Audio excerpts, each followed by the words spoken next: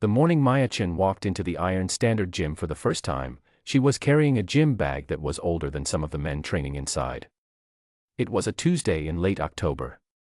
The air outside was cold and sharp, the kind that makes your eyes water before you even reach the door.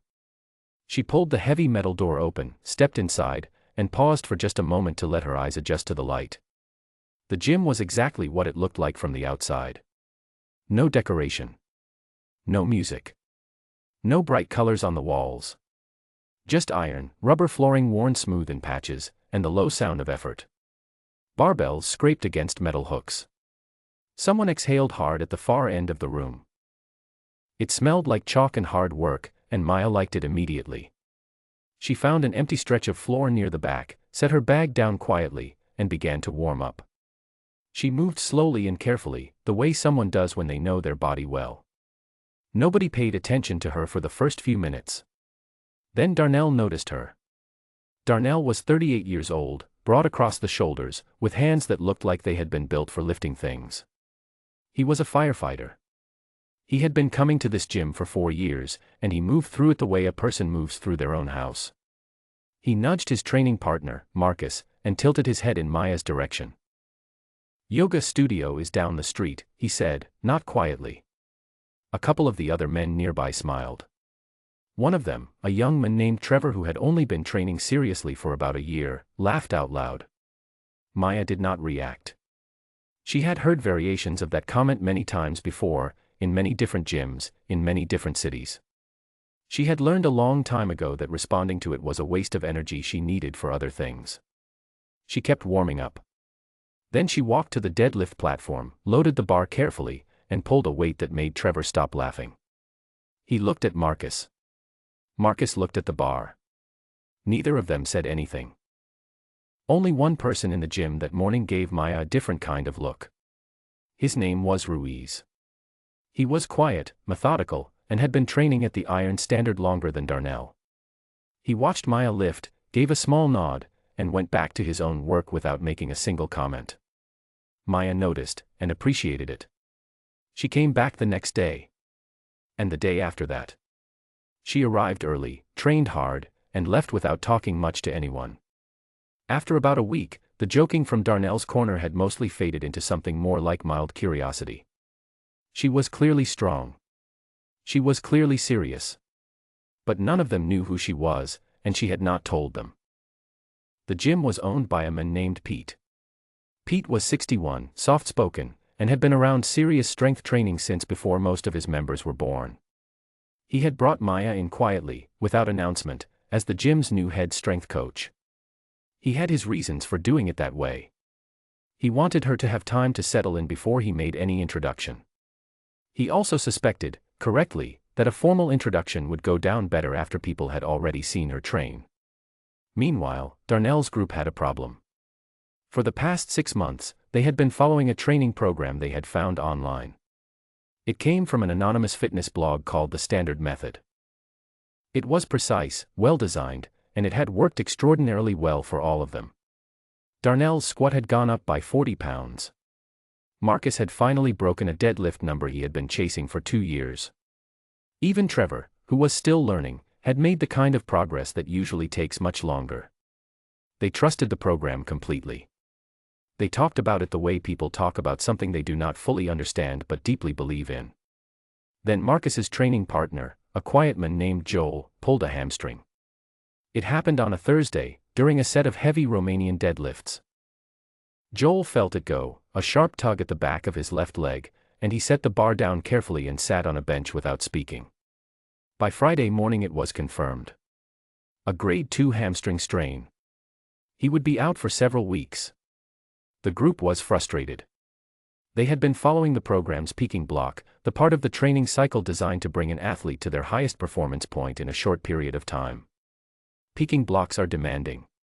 They are built on very precise loads and recovery timing. If something in the design is slightly off, or if an athlete misreads the instructions and pushes harder than intended, injuries can happen. Darnell was convinced the program had an error. Marcus thought Joel had simply done too much. Trevor said nothing because he did not yet know enough to have an opinion. They were standing near the squat rack arguing about it, in the specific, circular way that athletes argue about training, when Maya walked past.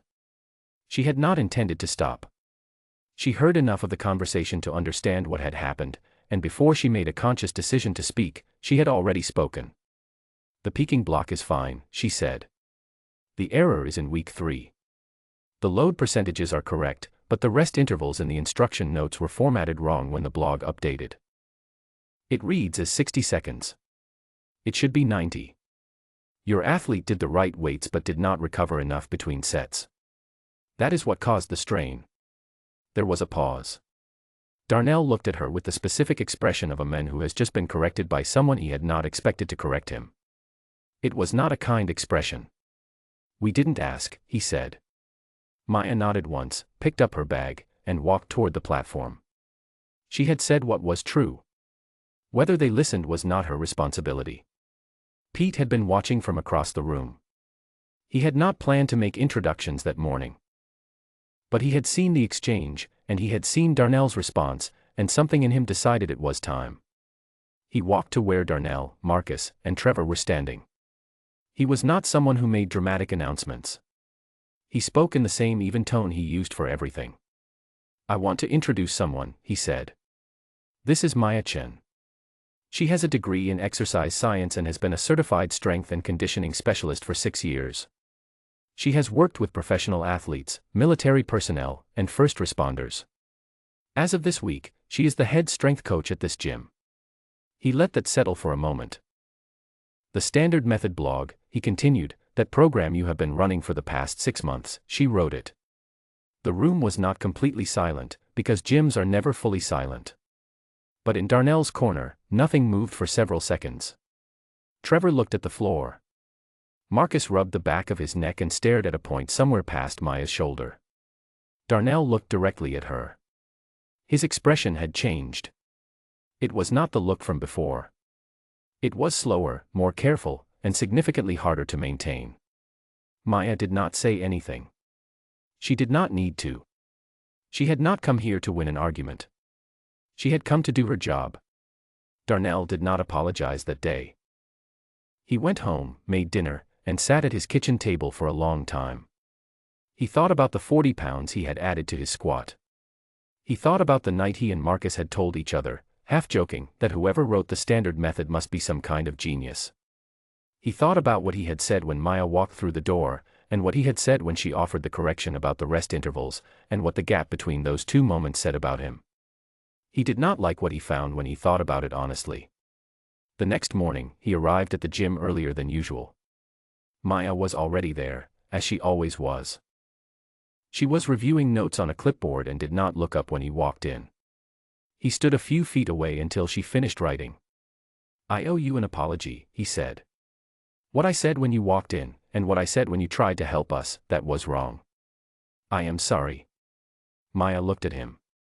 She had received many apologies over the years, and she had learned to tell the difference between the ones people meant and the ones people offered to make themselves feel better. This one was the first kind. "Thank you," she said simply. "Now warm up. I want to take a look at your hip position in the squat." Darnell almost smiled. He put his bag down and started to move. Maya began coaching the group officially the following Monday. They were, to their genuine credit, excellent students. Whatever embarrassment the reckoning had left behind, they channeled into effort. They listened. They asked good questions. They did not push back when she corrected their form, even when the corrections meant dropping the weight significantly.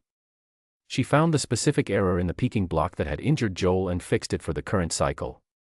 She looked at each athlete individually, adjusted their programs to fit their actual recovery capacity, and redesigned the load structure for the final 4 weeks of training.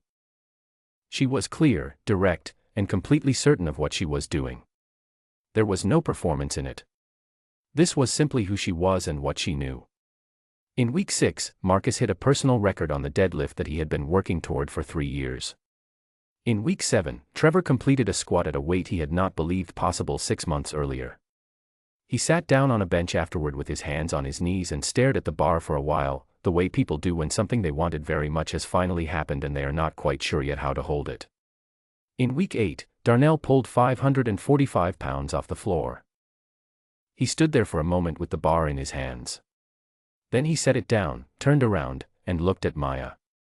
She was writing in her notebook. She had already seen it. She looked up, gave him one nod, and went back to writing. He laughed. It was the kind of laugh that comes from somewhere deep and real. Joel recovered over the following weeks. When he came back to training, Maya had a program ready for him that accounted for his injury, his current strength levels, and where he wanted to be in 6 months. He followed it exactly. By spring, he was lifting better than he had before the injury.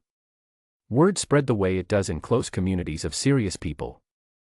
Athletes who trained elsewhere began to ask about the iron standard. They had heard the coaching was exceptional. They had heard the programming was unlike anything they had used before. The gym's waiting list grew slowly at first, then quickly. Pete added 2 morning time slots to handle the demand. 40% of Maya's new clients were women, which was not a number anyone had planned for but which Pete considered one of the best things to happen to the gym in a long time. Several of them had walked in because they had heard, through the specific and reliable channel of women telling other women, that this was a place where they would be treated as serious athletes from the first moment they arrived. Ruiz, who had been the only person in the gym to greet Maya's arrival with simple respect, became one of her most dedicated athletes. He did not make a speech about it. He just showed up, did the work, and made steady progress. That was the kind of loyalty Maya valued most. 2 years after that first Tuesday in October, a journalist writing a piece on women in strength sports interviewed Maya at the gym. The journalist asked her how it had felt, finally, to earn the respect of the men who had dismissed her. Maya was quiet for a moment. She set down the chalk she had been holding and looked at the journalist carefully before answering. "I want to be precise about something," she said. "I did not earn their respect by lifting heavy weights or by having the correct answer about the peaking block. I had already earned it before I walked through that door. 6 months before, actually. What changed was not my qualifications. What changed was their information." The journalist asked what she meant. "I mean that the knowledge was always there," Maya said. "They were already benefiting from it. What I had to do, what I should not have had to do, was make myself visible in a way they could not ignore before they were willing to look. That gap, between what a person actually knows and what other people are willing to believe they know, that is the thing worth examining. Not whether I proved myself. I had already proved myself. I just had not done it in front of them." The journalist wrote that down. So did Pete, who was sitting nearby and had not planned to take notes that day. There is a small sign now at the entrance of the Iron Standard gym. Pete wrote it himself on a piece of card, had it framed, and hung it on the wall the week after Maya's first official coaching session. He did not tell anyone he was going to do it. It was simply there one morning when people arrived. It reads, "Strength has no look. Check your assumptions at the door." Maya saw it on the same morning everyone else did. She stood in front of it for a moment, read it twice, and then went to set up the platform for the day's first session. She did not mention it to Pete. But when Darnell came in an hour later, read it, and looked across the room at her, she held his gaze for a second before turning back to her work. That was enough. She had not come to the Iron Standard to change minds. She had come to do her job. But sometimes those two things happen at the same time, whether you plan for it or not. The men in that gym became better athletes under her coaching. They also, slowly, and without much fanfare, became better at the simple act of looking at a person and seeing what was actually there, rather than what they had assumed would be. That is a harder thing to train than a deadlift. It has no measurable number attached to it. Nobody writes it in a logbook. But it is the kind of progress that stays with a person longer than any weight they have ever lifted. Maya knew this. She had seen it happen before, in other gyms, with other groups of people who needed time to replace a wrong assumption with a correct one. She was patient with the process because she understood it. And she was good at her work because she loved it, and because she had been building it since before any of them had ever heard her name.